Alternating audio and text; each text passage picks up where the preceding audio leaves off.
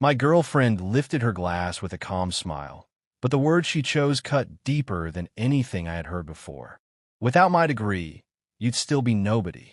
A few people at the table laughed, and I couldn't tell if it was out of discomfort or agreement. The room in that upscale Scottsdale dining lounge suddenly felt smaller. Not physically smaller, but tighter, like the air itself had shifted against me. I kept my expression neutral, even though something inside me had just fractured quietly. My name is Carter Whitfield, and until that moment, I believed I understood exactly where I stood in my own life. Sloane Harrington sat across from me, elegant as always, her posture perfect, her confidence unwavering. She had always been the kind of person people noticed when she entered a room, not because she demanded attention, but because she never needed to. We had been together for 4 years.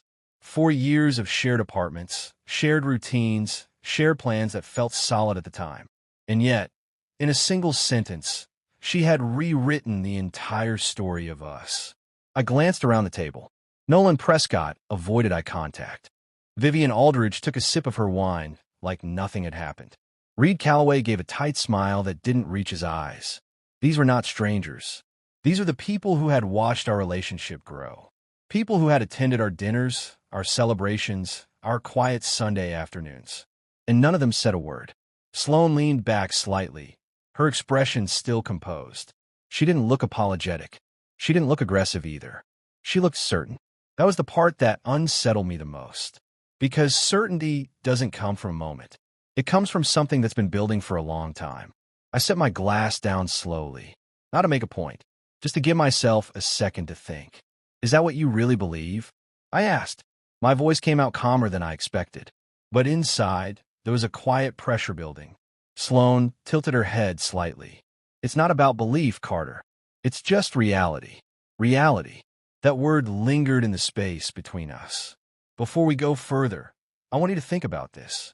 If you were sitting in that moment, hearing someone you love define your worth so casually, would you confront them immediately, or would you stay quiet and observe?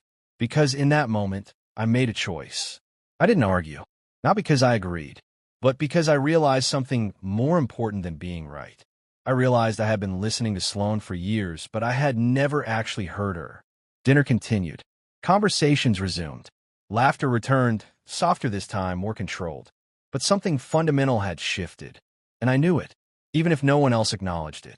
That night, we drove home in silence. Not an angry silence, not a tense silence, a revealing silence. The kind that doesn't need words because everything has already been said. When we reached the apartment, Sloane slipped off her heels and walked straight to the kitchen. She poured herself water like it was any other night. "Are you upset?" she asked without turning around. I leaned against the counter, watching her. "I'm trying to understand," I said. She finally turned, her expression thoughtful now. "You've always been talented, Carter. But let's not pretend my connections didn't help you." There was again, not an insult, not framed as one, just a statement presented as fact. And maybe, in some ways, she wasn't wrong. When I had started my consulting firm, Sloane had introduced me to people, important people, the kind of people who opened doors that would have taken years to access otherwise. But introductions aren't success. They're opportunity. And opportunity only matters if you can sustain it. "I never denied that you helped," I said carefully. "But that doesn't mean I'm nothing without it." Sloane's gaze didn't waver. "I didn't say you're nothing. I said you would still be nobody." The distinction was subtle, but intentional.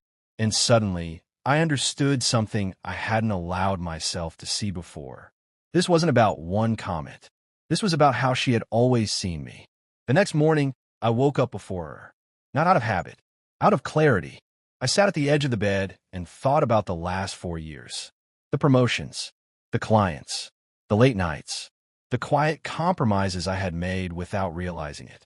Not in my work, but in how I let myself be defined within the relationship.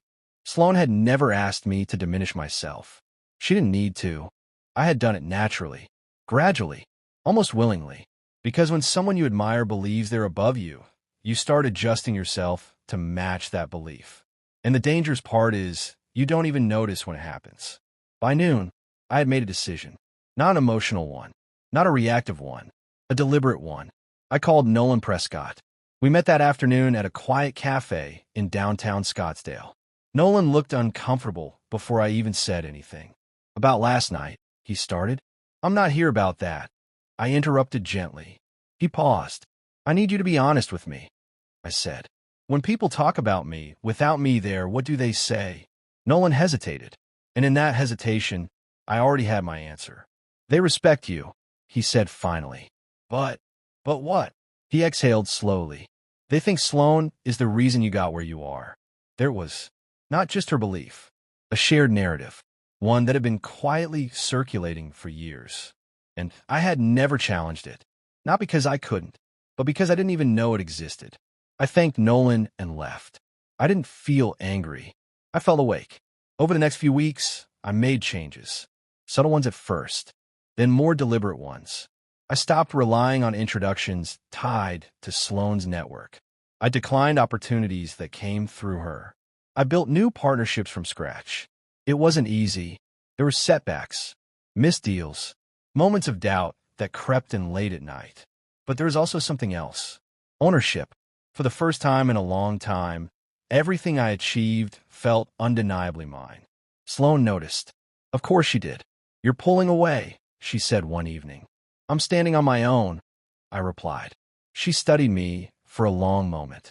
I never asked you not to, she said. And she was right. She hadn't asked, but she had defined, and I had accepted that definition without question. Before we go further, think about this carefully. When someone shapes how the world sees you, is it their responsibility to correct it, or yours to redefine it? Because that question changed everything about how I approached the next step. 3 months later, I closed a deal that had nothing to do with Sloane's network. It was smaller than my previous contracts, less glamorous, less visible, but it was entirely mine. When I told her, she smiled. I'm proud of you, she said. And for the first time, it didn't feel like approval. It felt like acknowledgement. There's a difference, a quiet but critical difference. That night, we sat across from each other again. Same table, same setting. But something had shifted between us. I've been thinking, I said. Sloane waited. I don't think we see each other the same way anymore. She didn't argue. She didn't defend. She simply nodded. I think you're right, she said. And just like that, for years came to a close. Not with a fight, not with betrayal, but with clarity. Because sometimes the most honest endings don't come from dramatic moments. They come from quiet realizations that can no longer be ignored. We parted ways without resentment, without hostility, just an understanding that we had built something that no longer aligned with who we were becoming. And in a strange way, I was grateful for that night, for that sentence, for that moment that forced me to see what I had been avoiding. Because it didn't destroy me. It revealed me.